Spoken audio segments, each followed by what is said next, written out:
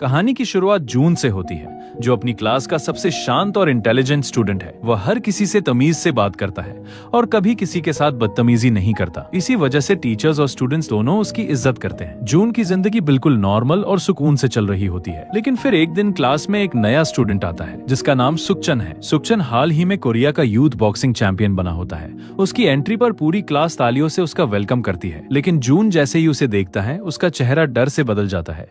ऐसा लगता है जैसे उसके सामने कोई बहुत ही खौफनाक इंसान आ गया हो। टीचर के क्लास से बाहर जाते ही सुकचन अपनी असली औकात दिखाने लगता है। वो बिना किसी वजह के कुछ स्टूडेंट्स को पीटना शुरू कर देता है। फिर उसकी नजर जून पर पड़ती है और वो पुराने अंदाज में उसे भी परेशान करने लगता है। ये सब देखकर क्लास की प्रेसिडेंट बीच में आकर सुकचन को रोकने की कोशिश करती है, लेकिन सुकचन किसी की इज्जत नहीं करता। वो लड़की को भी नहीं छोड़ता। जून हिम्मत करके सुकचन का हाथ पकड़ता है और उसे रुकने के लिए कहता है, लेकिन इससे सुकचन और भड़क जाता है। वो गुस्से में जून से पूछता है कि क्या तुम अपने पुराने दिन भूल गया हो। यहाँ हमें पता चलता है कि सुकचन मिडिल स्कूल के वक्त से ही जून को टॉर्चर करता आ रहा है। जून ने जितनी बार टीचर से उसकी कंप्लेंट की, सुकचन ने उतनी ही बार बदला लेकर उसकी हालत और खराब कर दी।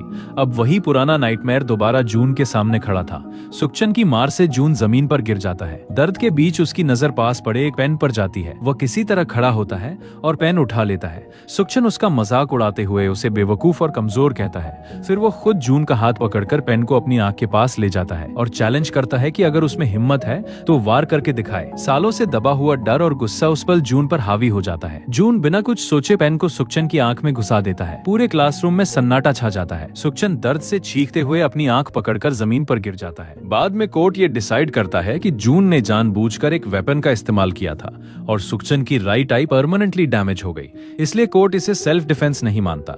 जून की माँ इस फैसले से पूरी तरह टूट जाती है। जून ने कभी इमेजिन नहीं किया था कि अपने लिए पहली बार खड़े होने की इतनी बड़ी कीमत चुकानी पड़ेगी। कुछ समय बाद जून को जेल ले जाया जा रहा होता है। बस में पीछे की सीट पर एक ऐसा लड़का बैठा था जिसे देखकर कोई भी उसके पास जाने की हिम्मत नहीं करता। तभी हनमिन नाम का एक कैदी जून की सीट पर आ बैठता है, जिसकी वजह से जून को मजबूरन उस खतरनाक लड़के के पास बैठना पड़ता है। प्रिजन पहुंचते ही गार्ड सभी कैदियों का पर्सनल सामान अपने पास जमा कर लेते हैं। बाद में हनमिन जून से दोबारा मिलता है और धीरे से पूछता है कि वो किस क्राइम की वजह से यहाँ आया है। जून सिर्फ इतना बताता है कि उस पर अटेम्प्टेड मर्डर का केस है। ये सुनकर आसपास के कैदी भी शॉक हो जाते हैं। हनमिन डर के मारे कहता है, ब्रो सीट वाली बात को लेकर बुरा मत मानना, मैं तो बस थोड़ा मस्ती मजाक कर रहा था। अपना दबदबा दिखाने के लिए हनमिन जून से झूठ कहता है कि उसे भी मर्डर के केस में जेल हुई है, लेकिन बाद में दूसरे कैदी से पता चलता है कि असल में हनमिन को पॉकेट मारने की वजह से जेल हुई थी।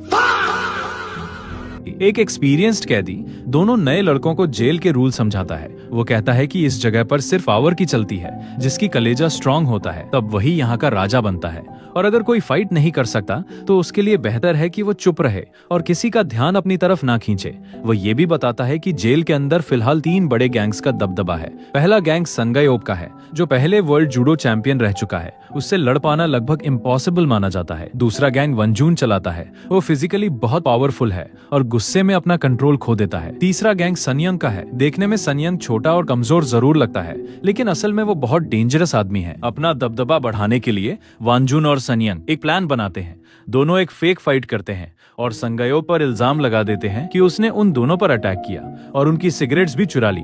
इस झूठे एक्यूजेशन की वजह से संगायोप को सॉलिटरी कन्फाइनमेंट में भेज दिया जाता है। अब पूरे जेल में वांजुन और सनयंग का राज बढ़ जाता है, लेकिन इन तीनों गैंग से भी ज्यादा डेंजरस एक और कैदी मौजूद था जिससे पूरा जेल डरता है। उसका नाम दुहान है। ये वही लड़का है जो बस में जून के पास बैठा था। दुहान कभी दुनिया का यंगेस्ट MMA वर्ल्ड चैंपियन रह चुका है। इंटरनेशनल मीडिया भी उसकी फाइटिंग स्किल्स की तारीफ कर चुकी है। यहाँ से कहानी कुछ दिन पीछे चली जाती है। दुहान अपनी बहन के बर्थडे पर फ्लावर्स और गिफ्ट लेकर घर लौटता है, लेकिन घर पहुंचते ही जब वह फ्रिज खोलता है उसका हाथ खून से भर जाता है। दुहान घबराकर पूरे घर में अपनी माँ और बहन को ढूंढने लगता है। तभी उसकी नजर अपनी बहन पर पड़ती है जो खून से लथपथ जमीन पर पड़ी हुई थी। इसी वक्त पीछे से एक अटैकर दुहान पर हमला कर देता है, लेकिन अटैकर को बिल्कुल अंदाजा नहीं होता कि उसने किस आदमी को टारगेट किया है।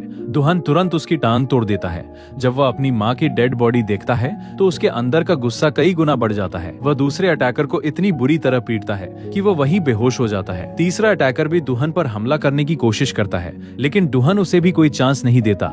आखिर में तीनों कातिल मारे जाते हैं बाद में एक्सेसिव वायलेंस के केस में दुहन को भी जेल भेज दिया जाता है। उधर जून जेल की लाइफ से पूरी तरह डरा हुआ था। एक दिन फुटबॉल मैच के दौरान एक प्लेयर घायल हो जाता है और जून को उसकी जगह फील्ड में उतरना पड़ता है। जून नर्वस होकर बॉल को किक करता है, लेकिन बॉल सीधी वंजुन की सबसे सेंसिटिव जगह पर जा लगती है। सनियन ये देखकर जोर जोर से हंसने लगता है और कहता है कि अब जून की खैर नहीं। कुछ ही देर बाद वंजुन के आदमी जून को पकड़कर एक सुनसान जगह ले जाने लगते हैं। ये देखते ही जून को स्कूल के वो सारे पुराने दिन याद आ जाते हैं जब वह हेल्पलेस होकर मार खाया करता था। तभी वहां से दुहन गुजरता है। जून किसी तरह उन लोगों के हाथ से निकलता है और सीधा दुहन के पास जाकर उससे हेल्प मांगता है। वंजुन दुहन से थोड़ा डरा हुआ जरूर होता है, लेकिन फिर भी उसे वार्निंग देता है कि वह इस मैटर से दूर रहे। दुहन कुछ सेकंड्स तक सिचुएशन को देखता है, फिर वह जून की हेल्प करने का डिसीजन लेता है। वंजुन दुहन का मजाक उड़ाते हुए कहता है कि वह खुद एक किलर है और अब हीरो बनने का ड्रामा कर रहा है। इतना कहकर वंजुन अटैक करता है, लेकिन दुहन बिना किसी टेंशन के उसके सारे अटैक्स डॉज कर लेता है और सिर्फ एक पंच में वंजुन को जमीन पर गिरा देता है। जून अपने नए प्रोटेक्टर को शौक और रिस्पेक्ट के साथ देखता रह जाता है, लेकिन उस दिन के बाद वंजुन दुहन के साथ साथ जून को भी अपना दुश्मन समझने लगता है। अब जून हर वक्त जेल में खुद को सेफ रखने का कोई न कोई तरीका ढूंढने लगता है। तभी एक दिन सुखचंद उससे मिलने जेल आता है। उसकी राइट आई परमानेंटली डैमेज हो चुकी होती है और उसका बॉक्सिंग करियर भी खत्म हो गया होता है। सुखचंद जून से कहता है कि वह रोज उसके जेल से बाहर आने का इंतजार करेगा, क्योंकि जिस दिन जून रिलीज होगा तब सुखचंद उस दिन से जून की जिंदगी को नर्क बना देगा। ये सुनकर जून अंदर से पूरी तरह टूट जाता है। वह सुखचंद से माफी मांगता है, लेकिन सुखचंद साफ कह देता है कि वह उसे कभी माफ नहीं करेगा। उसके जाने के बाद जून की जिंदगी और भी ज्यादा डर से भर जाती है। दिन में वंजुन की धमकी उसका पीछा करती है और रात को सुखचंद का चेहरा उसके सामने आता रहता है। एक दिन जून दुहन को अकेला ट्रेनिंग करते हुए देखता है। उसी वक्त वह एक डिसीजन लेता है। अब से वह हर दिन दुहन के लिए एक बॉटल मिल्क लेकर आएगा। शुरुआत में दुहन को लगता है कि जून सिर्फ उसके जरिए खुद का प्रोटेक्शन चाहता है, इसलिए वह उसे अपने आसपास आने से मना कर देता है, लेकिन जून हार नहीं मानता। वह रोज दुहन के पीछे जाता रहता है। आखिर एक दिन वह हिम्मत करके दुहन के सामने हाथ जोड़ता है और कहता है कि वह उसे लड़ाई करना सिखाए। जून चाहता है कि दुहन की ट्रेनिंग लेकर वह भी स्ट्रॉन्ग बन सके, लेकिन दुहन सीधा मना कर देता है।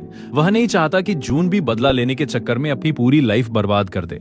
तभी जून अपने दिल की बात दुहन के सामने रख देता है। वह कहता है कि उसका मकसद किसी से बदला लेना नहीं है, वो बस एक नॉर्मल लाइफ जीना चाहता है। जून मानता है कि अब तक वह हर बार मार खाने के डर से भागता रहा। उसे अपनी वीकनेस, अपनी गरीबी और खुद से ही नफरत होने लगी थी, लेकिन अब वो और भागना नहीं चाहता। जून की बातें सुनकर दुहन को समझ आ जाता है कि वो सच कह रहा है। आखिरकार दुहन उसे सिखाने के लिए तैयार हो जाता है, लेकिन एक शर्त रखता है। अगर जून 40 मिनट के अंदर 100 चक्कर पूरे कर लेता है, तभी दुहन उसे अपना स्टूडेंट बनाएगा। दुहन के शुरू कहते ही जून बिना वक्त गंवाए दौड़ना शुरू कर देता है। कुछ ही देर में उसकी सांसें बुरी तरह फूलने लगती हैं, आंखों के सामने अंधेरा छाने लगता है और पैर भी जवाब देने लगते हैं। 70 चक्कर पूरे करते करते जून का पूरा बदन थककर टूट जाता है। वह जमीन पर गिर पड़ता है और उसे उल्टी हो जाती है। अब उसके लिए एक कदम चलना भी मुश्किल हो गया था। दुहन भी कहता है कि अगर वह अब हार मान लेना चाहता है तो इसमें शर्म की कोई बात नहीं है, लेकिन जून को अपना पुराना कमजोर रूप याद आ जाता है। वो दोबारा खड़ा होता है, पूरी ताकत लगाकर चीखता है और दौड़ना जारी रखता है। आखिर में उसकी हिम्मत जवाब दे देती है और वह बेहोश होकर जमीन पर गिर पड़ता है। जून 100 चक्कर पूरे नहीं कर पाता, लेकिन उसकी हिम्मत और लगन देखकर दुहन फिर भी उसे अपना स्टूडेंट बना लेता है। जेलर के साथ दुहन के अच्छे संबंध होने की वजह से जून का ट्रांसफर उसकी सेल में करवा दिया जाता है। वहां पहुंचते ही दुहन जून का फिटनेस टेस्ट लेता है। जून को पुशअप्स करते देख दुहन को शक होता है कि कहीं उसे कोई बीमारी तो नहीं है, और बात अब और अजीब हो जाती है जब जून एक भी पुलअप नहीं कर पाता। आखिर दुहन खुद उसकी मदद करता है और पहली बार उसे पुलअप पूरा करवाता है। यहीं से जून की असली और बेहद मुश्किल ट्रेनिंग शुरू होती है। शुरू के कुछ दिन उसके लिए किसी सजा से कम नहीं होते। कुछ ही पुशअप्स करने के बाद उसके हाथ पैर जवाब दे देते हैं और वो जमीन पर गिर पड़ता है, लेकिन दुहान उसे हर दिन उसकी ताकत की हद से थोड़ा और आगे बढ़ने के लिए मजबूर करता है। ताकत बढ़ाने के लिए जून पहले से ज्यादा खाना शुरू कर देता है। अब उसके लिए हर बार का खाना भी ट्रेनिंग का एक जरूरी हिस्सा बन जाता है। धीरे धीरे उसके मुक्के पहले से ज्यादा ताकतवर होने लगते हैं, उसके बदन पर मसल्स उभरने लगती हैं और एक दिन ट्रेनिंग के दौरान उसकी ताकत से रेजिस्टेंस बैंड तक टूट जाता है। जब दुहान को लगता है कि जून अब तैयार हो चुका है, तब वह उसे लड़ाई के असली दांव और दर्द सहने का तरीका भी सिखाना शुरू करता है। हर दिन के साथ जून में एक नया बदलाव आता रहता है। जो लड़का पहले हर वक्त डरा हुआ रहता था, वो अब धीरे धीरे एक असली फाइटर बन रहा था। जेल के बाकी कैदी भी जून का ये बदलाव देखकर हैरान रह जाते हैं। उधर सुखचांद बिना किसी खास वजह के सड़कों पर घूम रहा होता है। तभी पीछे से एक कार बार बार हॉर्न बजाती है। अंदर बैठे लोग उसे गाली देते हुए पूछते हैं कि क्या वो अंधा है। ये बात सुखचांद के दिल पर सीधा लगती है। गुस्से में वो कार का साइड मिरर तोड़ देता है और अंदर बैठे दोनों लोगों को बुरी तरह पीट देता है। ये सब एक एक गैंग का बॉस वो योंग देख रहा होता है। सुकचान की ताकत देखकर वो योंग काफी प्रभावित होता है और उसे अपने गैंग में शामिल होने का ऑफर देता है। पहले सुकचान मना कर देता है, लेकिन जब वो योंग उसकी खराब हो चुकी राइट आई को देखकर कहता है कि वो उसकी आंख ठीक करवा सकता है और उसे पहले से भी ज्यादा ताकतवर बना सकता है, तो सुकचान सोच में पड़ जाता है। उधर जेल में जून अपनी सेल में बैठकर पढ़ाई कर रहा होता है। हनमिन उससे पूछता है कि उसे अचानक ट्रेनिंग का इतना शौक कैसे हो गया। जून कहता है कि शुरुआत में वो सिर्फ ताकतवर बनना चाहता था, लेकिन अब उसे ट्रेनिंग करना सच में अच्छा लगने लगा है। तब हनमिन उसे एक बुरी खबर देता है। दुहान की उम्र अब 23 साल से ज्यादा हो चुकी है, इसलिए जल्द ही उसका ट्रांसफर एडल्ट प्रिजन में होने वाला है। ये सुनकर ट्रेनिंग के वक्त जून का ध्यान बार बार भटकने लगता है। दुहान उसे समझाता है कि अब उनके पास साथ रहने के लिए ज्यादा वक्त नहीं बचा है, इसलिए जितना वक्त है उसमें जून को पूरी जान लगा देनी चाहिए। इसी बीच जून देखता है कि कुछ कैदी हनमिन को दोबारा परेशान कर रहे हैं। इस बार जून बिना डरे उनके बीच आ जाता है। बदमाश उस पर टूट पड़ते हैं, लेकिन अब जून पहले जैसा कमजोर लड़का नहीं रहा था। वो न सिर्फ खुद को बचाता है बल्कि हनमिन को भी उन बदमाशों से बचा लेता है। जब वंजून को अपने आदमियों की पिटाई की खबर मिलती है तो वो गुस्से से पागल हो जाता है। वह जून को वर्कशॉप में बुलाता है और पुराना हिसाब चुकता करने का फैसला करता है। जून पहले शांत रहकर माफी मांगता है और समझाता है कि लड़ाई उसके आदमियों ने शुरू की थी, लेकिन वंजून कुछ सुनने को तैयार नहीं होता। वह जून के सिर पर जोर से वार करता है।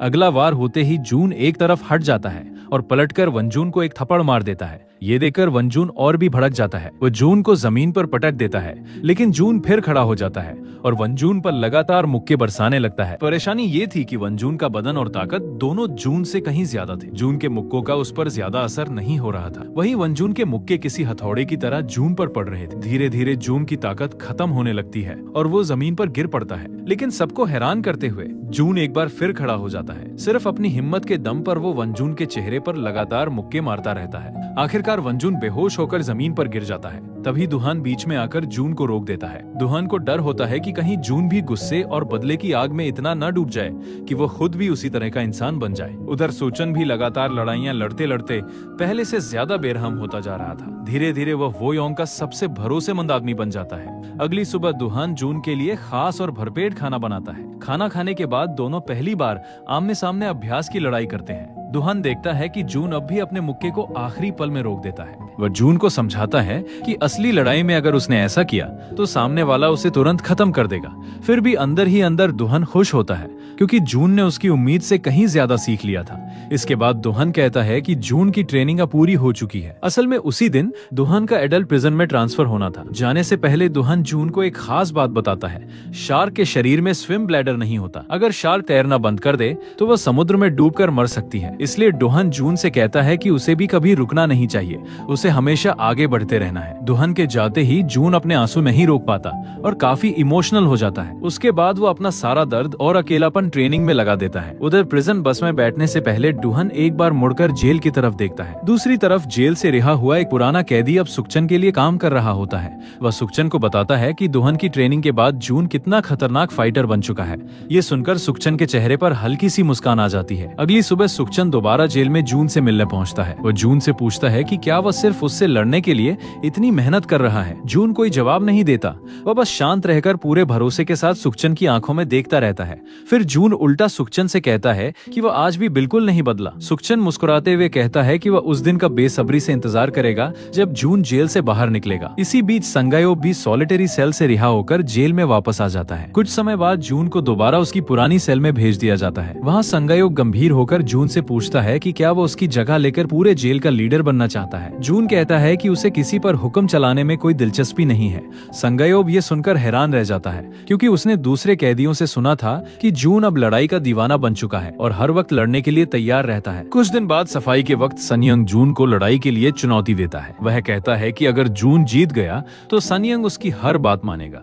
जून सिर्फ एक शर्त रखता है, अगर वह जीत गया तो सनयंग और उसके आदमी आगे से किसी कमजोर कैदी को परेशान नहीं करेंगे। सनयंग ये शर्त मान लेता है, लेकिन लड़ाई वाले दिन जून कहीं नजर नहीं आता। इस मौके का फायदा उठाकर सनयंग सबके सामने जून का मजाक उड़ाने लगता है और उसे डरपोक कहने लगता है। तभी संगायोब सबके सामने आता है और शांति की बात करता है। वह कहता है कि लड़ाई झगड़े से किसी को कुछ नहीं मिलता, सिर्फ सजा और दर्द मिलता है। अब सबको अपनी जिंदगी बदल लेनी चाहिए और हमेशा बुरे लोगों की तरह नहीं जीना चाहिए। तभी जून वहां पहुंच जाता है। उसे देखते ही सनयंग बिना देर किए हमला कर देता है। सनयंग बहुत तेजी और गुस्से से वार करता है, जिसकी वजह से जून को संभलने का मौका ही नहीं मिलता। सनयंग को पूरा यकीन हो जाता है कि जीत अब उसी की होगी। इसी भरोसे में वह थोड़ा लापरवाह हो जाता है। तब जून दोबारा खड़ा होता है। वह सनयंग की टांग पकड़कर उसकी जांघ पर जोर से वार करता है और अगले ही पल उसे गर्दन के दांव में फंसा लेता है। कुछ ही पल में लड़ाई का पूरा रुख बदल जाता है। आखिरकार जून ये मुकाबला जीत जाता है। अब पूरे जेल का सबसे ताकतवर कैदी जून बन चुका था। जून से हारने के बाद वनजून और सनयंग दोनों वादा करते हैं कि अब वह किसी कमजोर कैदी को परेशान नहीं करेंगे। काफी वक्त बाद जेल में पहली बार शांति लौट आती है। इतना ही नहीं, सनयंग खुद जून को अपने सारे लड़ाई के दांव भी सिखाता है। उधर अडल्ट प्रिजन में दुहन अपनी नई जिंदगी शुरू कर देता है, लेकिन उसके दिल में उसके पहले स्टूडेंट जून की जगह कोई नहीं ले पाता। अच्छे बर्ताव की वजह से जून की सजा भी कम कर दी जाती है और उसे तय वक्त से पहले ही रिहा कर दिया जाता है। जेल से निकलने से पहले जून आखिरी बार ट्रेनिंग ग्राउंड पर जाता है। वहाँ दुहन के साथ बिताए हुए सारे पल उसकी आंखों के सामने आ जाते हैं। दिल से दुहन को शुक्रिया कहकर जून जेल से बाहर निकल आता है, लेकिन बाहर आते ही उसके सामने एक नई परेशानी खड़ी होती है। सुखचंद उसका इंतजार कर रहा होता है। वह हाथ में टोफू लेकर जून का मजाक उड़ाने की कोशिश करता है। जून उसकी इस बचकानी हरकत को नजरअंदाज कर देता है। बिना ज्यादा बात किए दोनों के बीच आखिरकार लड़ाई शुरू हो जाती है। अपने सालों के तजुर्बे का फायदा उठाकर सुखचंद शुरू से ही बहुत गुस्से और तेजी से हमला करता है। वह जून को लगातार मुक्के मारता है, जैसे वह कोई पंचिंग बैग हो। इतना ही नहीं, वह जून की माँ का भी मजाक उड़ाता है और कहता है कि वह उसके सामने कुत्ते की तरह गिड़गिड़ा रही थी। ये बात सुनकर जून का गुस्सा फूट पड़ता है। वह सुखचंद के चेहरे पर पूरी ताकत से एक मुक्का मार देता है। सुखचंद और ज्यादा बेकाबू हो जाता है और जून के सिर और पेट पर लगातार वार करने लगता है। आखिरकार जून जमीन पर गिर पड़ता है और उसके मुंह से खून निकलने लगता है। तभी उसे दुहान की कही हुई बात याद आती है, शार्क कभी तैरना बंद नहीं करती, वह हमेशा तैरती रहती है। ये बात जून के अंदर दोबारा हिम्मत भर देती है। वह एक बार फिर खड़ा हो जाता है। अब दोनों बिना रुके एक दूसरे पर लगातार मुक्के बरसाने लगते हैं। जून दुहान से सीखे हुए बॉक्सिंग के दांव का इस्तेमाल करता है और सुखचंद के चेहरे पर एक जबरदस्त मुक्का मार देता है। सुखचंद गुस्से में अपना होश खो देता है और बिना सोचे समझे वार करने लगता है। तभी जून को मौका मिल जाता है। वह सनयंग से सीखे हुए किकिंग के दांव का इस्तेमाल करता है। सुखचंद ये देखकर दंग रह जाता है। जिस जून से वह कभी आसानी से डराता था, वही लड़का अब उसके सामने इतना ताकतवर फाइटर बन चुका था। लेकिन लड़ाई अभी खत्म नहीं हुई थी। अब ये सिर्फ ताकत की लड़ाई नहीं रही थी, ये दोनों के हौसले की आजमाइश बन चुकी थी। जून आखिरी पल तक पीछे हटने को तैयार नहीं होता।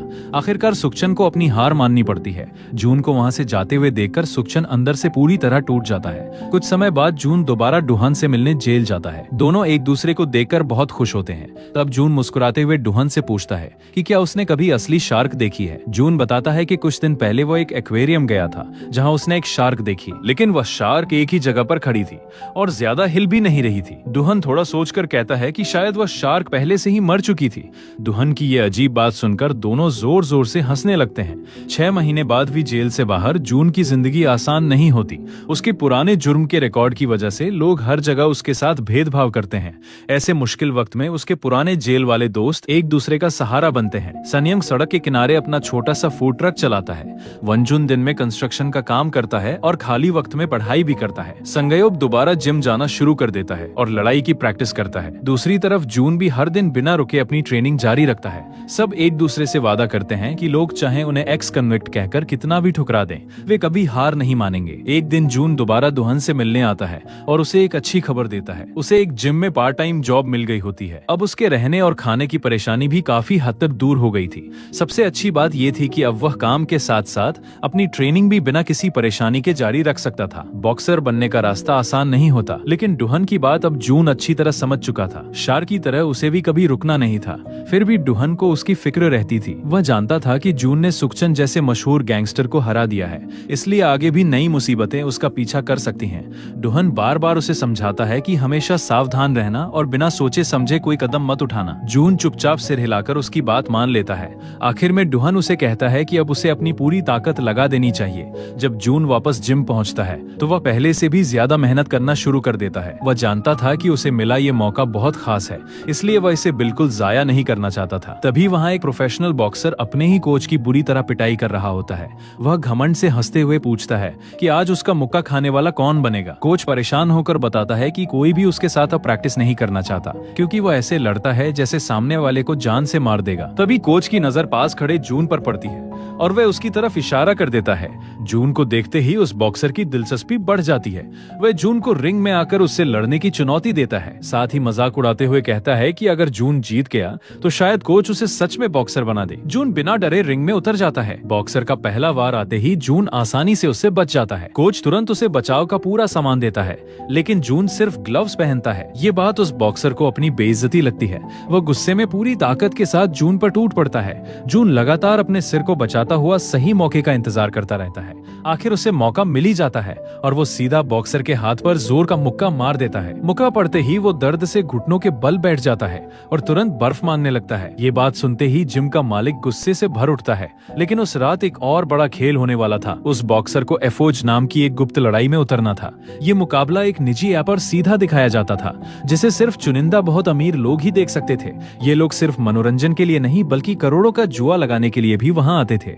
वो बॉक्सर इस मुकाबले का सबसे बड़ा लड़ाका था और उसका सामना टैंक नाम के एक बेहद खतरनाक फाइटर से होना था। सभी लोग इस मुकाबले का बेसब्री से इंतजार कर रहे थे, लेकिन अचानक वो बॉक्सर गायब हो जाता है। मजबूरी में आयोजकों को उसकी जगह किसी और को उतारना पड़ता है। इसके लिए ऐलान किया जाता है कि जो भी उसकी जगह लड़ने के लिए तैयार होगा उसे जीत या हार की परवाह किए बिना आम इनाम से 10 गुना ज्यादा पैसे दिए जाएंगे। ये सुनते ही वहाँ मौजूद लोग परेशान होने के बजाय और ज्यादा उत्साहित हो जाते हैं। सब लोग पहले से भी बड़ी रकम दांव पर लगाने लगते हैं। तभी रिंग में एक रहस्यमयी फाइटर की एंट्री होती है। वो कोई और नहीं बल्कि गैंगस्टर वो योंग होता है। मुकाबले को और दिलचस्प बनाने के लिए नियम भी बदल दिए जाते हैं।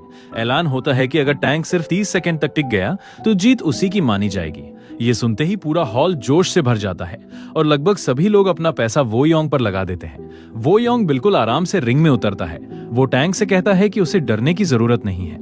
यहाँ तक कि वो वादा करता है कि अगर टैंक उस पर सिर्फ एक मुक्का भी मार देता है तो उसके सारे कर्ज वो योंग खुद चुका देगा। मुकाबला शुरू होते ही टैंक की हालत देखकर सबको समझ आ जाता है कि वो कितनी बड़ी मुसीबत में फंस गया है। वो एक भी सही वार नहीं कर पाता। वो योंग का सिर्फ एक लात और एक मुक्का ही टैंक को बेहोश करने के लिए काफी होता है। अभी सिर्फ 10 सेकंड ही हुए होते हैं, लेकिन वो योंग रुकता नहीं। वो बेरहमी से टैंक की टांग तक तोड़ देता है। उधर घर लौटते वक्त जून की अचानक वानजून से मुलाकात हो जाती है।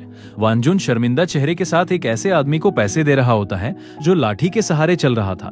तब जून को पता चलता है कि पहले वनजून ने ही उस आदमी को बहुत परेशान किया था और उसकी टांग खराब होने की वजह भी वही बना था। अब वनजून को अपनी पुरानी गलतियों का पछतावा था और वो उन्हें सुधारने की कोशिश कर रहा था। जून उसे नमस्ते करता है और दोनों बात करने लगते हैं। जून बताता है कि आज जिम में उसकी नौकरी लगभग छूट ही गई थी। ये सुनकर वनजून गहरी सांस लेता है और कहता है कि जिंदगी वैसे भी आसान नहीं होती, लेकिन जून मुस्कुराते हुए जवाब देता है कि ये रास्ता उसने खुद चुना है, इसलिए चाहे कितनी भी मुश्किलें आए वो पीछे नहीं हटेगा। इसके बाद दोनों सियोंग के फूड ट्रक पर पहुंचते हैं। हमेशा की तरह वनजून बिना पैसे दिए खाना शुरू कर देता है और सियोंग भी इस बात पर ज्यादा बहस नहीं करता। तीनों एक दूसरे की टांग खींचते हैं और हंसी मजाक करते हैं। मुश्किल वक्त में यही दोस्ती अब उनकी सबसे बड़ी ताकत बन चुकी थी। तभी जीही भी वहाँ आ जाती है जो वनजून की पढ़ाई में मदद करती थी। चारों अपने अपने ड्रिंक उठाकर आने वाले अच्छे दिनों के नाम पर चीयर्स करते हैं। तब सियोंग की नजर पड़ती है कि जून बार बार छिपकर जीही की तरफ देख रहा है।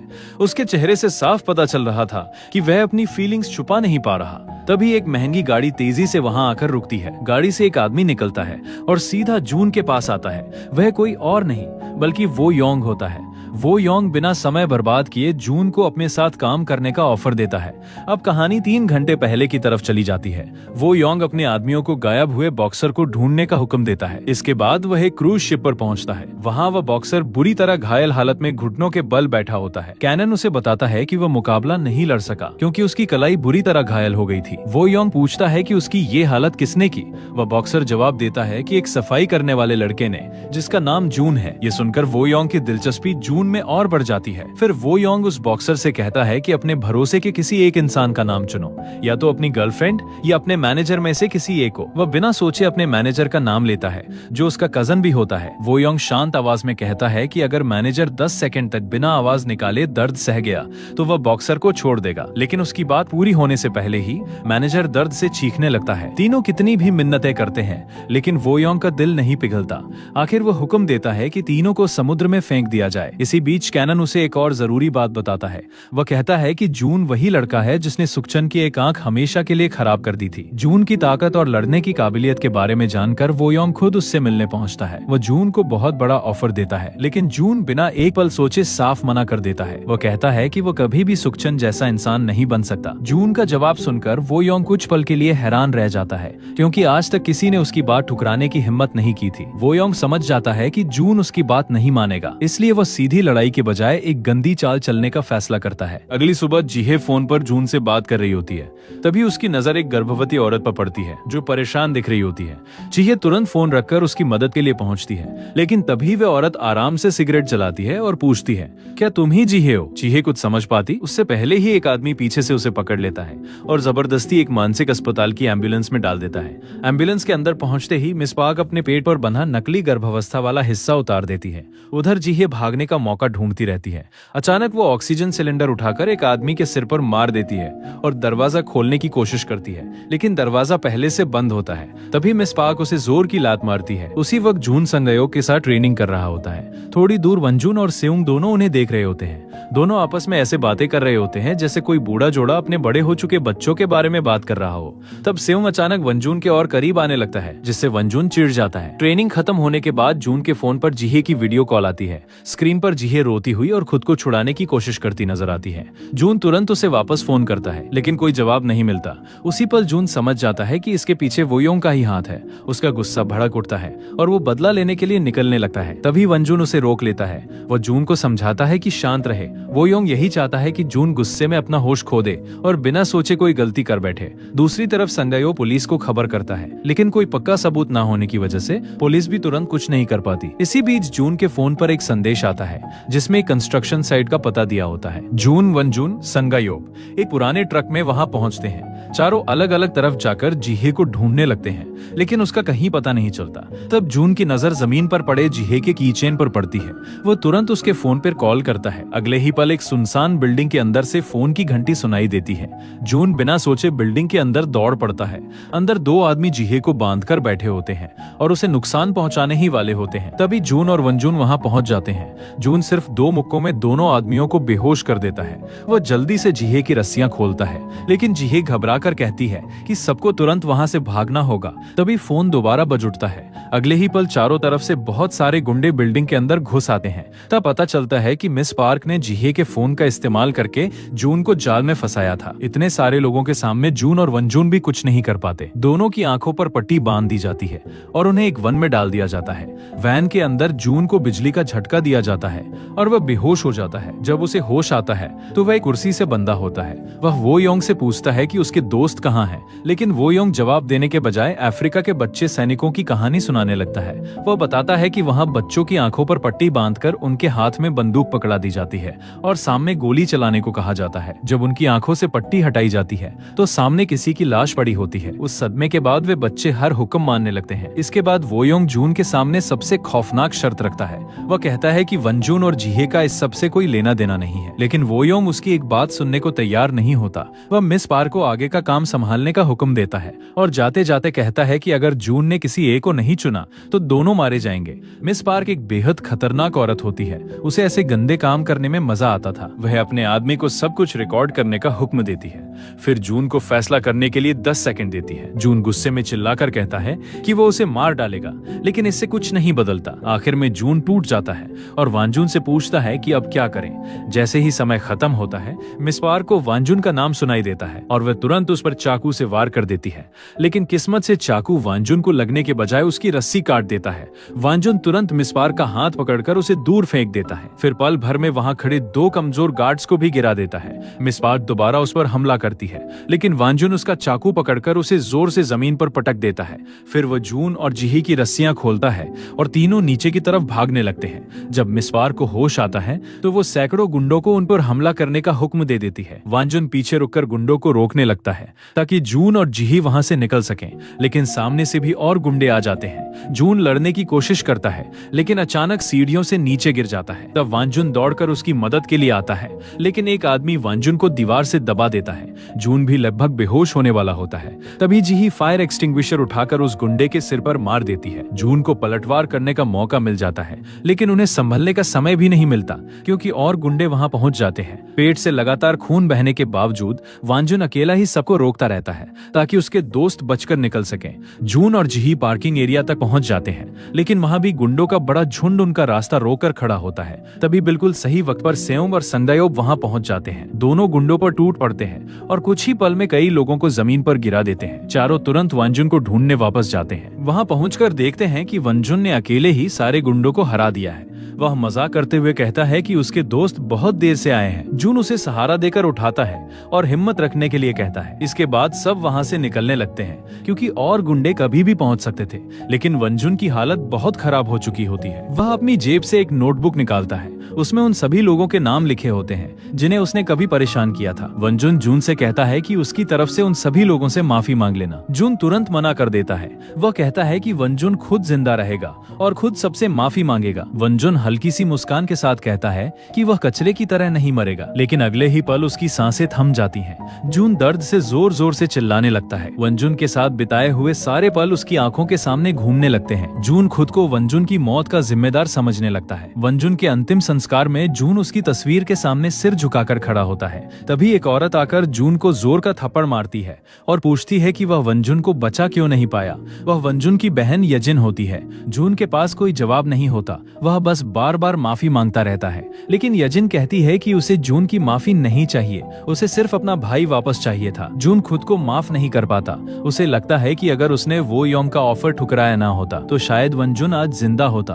तभी सेओम गुस्से में उसे रोकता है। वह कहता है कि इसमें जून की कोई गलती नहीं है। जून की वजह से ही वंजुन ने पहली बार एक नॉर्मल इंसान की तरह जिंदगी जीना शुरू किया था। जून की मदद से उसने हाई स्कूल की बराबरी वाली परीक्षा पास की थी। उसने अपनी पुरानी गलतियों के लिए माफी मांगी थी और खुद को बदलने की कोशिश की थी। सेओम जून से कहता है कि अगर वह खुद को ही दोष देता रहेगा तो वंजुन की आत्मा को कभी सुकून नहीं मिलेगा। ये सुनकर याजिन को भी समझ आ जाता है कि उसके भाई और जून के बीच कितना गहरा रिश्ता था।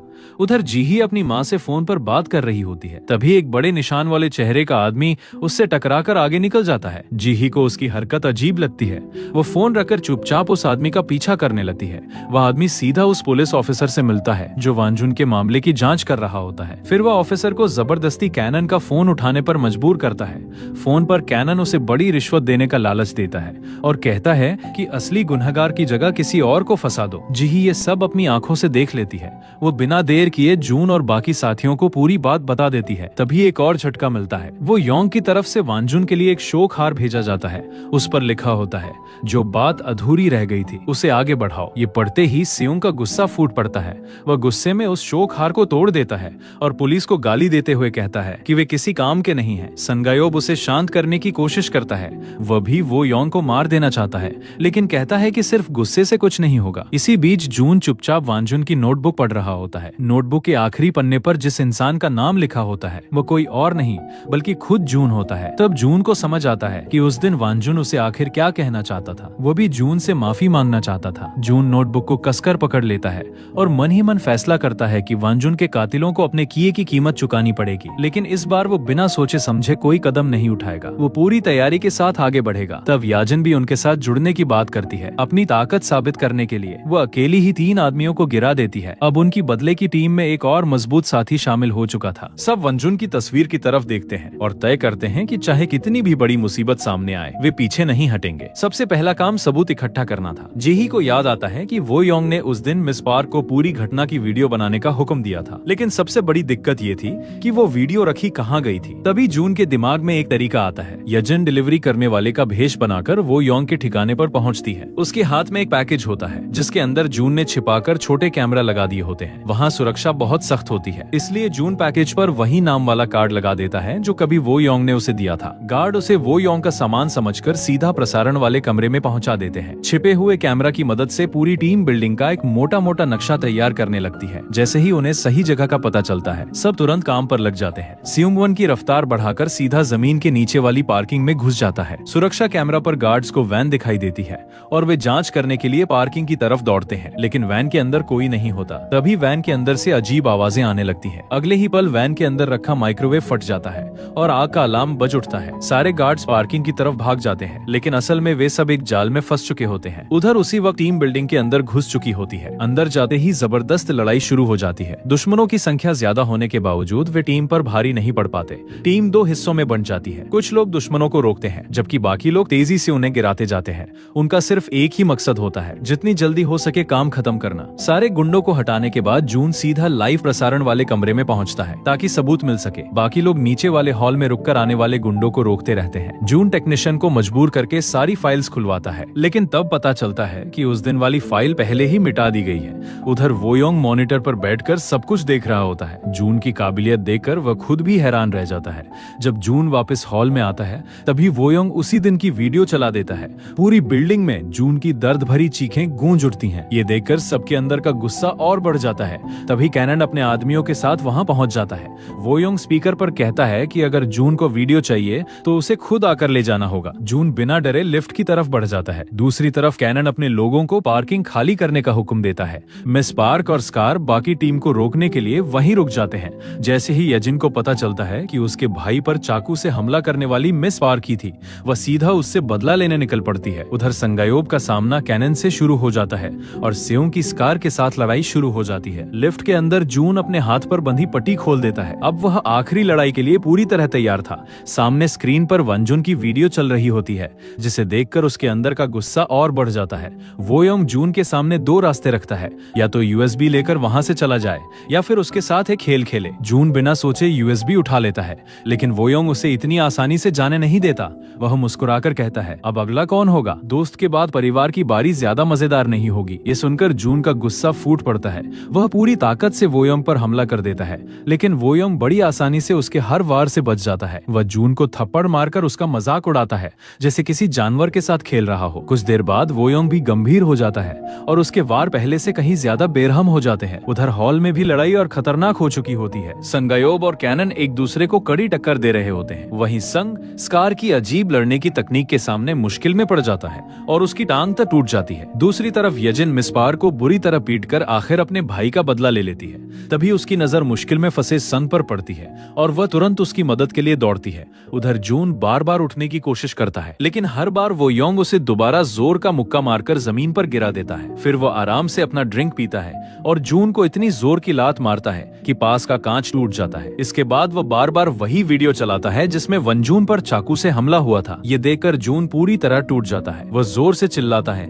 और वो योंग पर टूट पड़ता है, लेकिन वो योंग उसका गला पकड़कर उसे जबरदस्ती स्क्रीन की तरफ देखने पर मजबूर कर देता है। उधर यजिन और संगायोब भी दुश्मनों के बीच फंस चुके होते हैं। तभी उन्हें वंजून की याद आती है। उसी पल जून भी खुद को संभाल लेता है। वह वो योंग की पकड़ से निकलता है और पूरी ताकत के साथ पलटवार करता है। वो योंग को भी पहली बार इस लड़ाई में मजा आने लगता है। कुछ ही देर में जून उस पर भारी पड़ने लगता है, लेकिन जून उसकी टांग नहीं तोड़ता। इसकी जगह वो लगातार उसके सिर पर मुक्के बरसाता है और फिर उसे उठाकर कांच पर दे मारता है। दूसरी तरफ यजिन स्कार के सामने कमजोर पड़ने लगती है और उसका हाथ भी टूट जाता है। तभी सही समय पर संग वहां पहुंचता है। वह स्कार का गला पकड़ लेता है और यजिन को आखिरी वार करने का मौका मिल जाता है। वहीं दूसरी तरफ लंबी लड़ाई के बाद संगायोब भी अपनी हिम्मत के दम पर कैनन को हरा देता है। तीनों बुरी तरह घायल होते हैं, लेकिन अपना काम पूरा कर लेते हैं। उधर वो योंग फिर से उठ खड़ा होता है और जून पर दोबारा हमला कर देता है, लेकिन इस बार जून बिल्कुल नहीं रुकता। वह वो योंग का हाथ तोड़ देता है। फिर भी वो योंग हार नहीं मानता और पूरी ताकत से जून को खिड़की के बाहर धकेलने की कोशिश करता है। जून खिड़की का किनारा कसकर पकड़ लेता है। वहीं वो योंग बाहर लटक जाता है और चीखते हुए जून से उसे छोड़ देने के लिए कहता है। जून अपने दोस्त का बदला जरूर लेना चाहता था, लेकिन वह खुद वो योंग जैसा बेरहम इंसान नहीं बनना चाहता था। इसलिए वह पूरी ताकत लगाकर वो योंग को वापस ऊपर खींच लेता है। वो योंग हंसते हुए कहता है कि एक दिन जून जून को अपने इस फैसले पर पछताना पड़ेगा। जून शांत आवाज में सिर्फ इतना कहता है, मैं तुम्हारी तरह नहीं हूँ। इतना कहकर वह वहां से चला जाता है। वो योंग समझ जाता है कि इस बार उसकी असली हार हो चुकी है।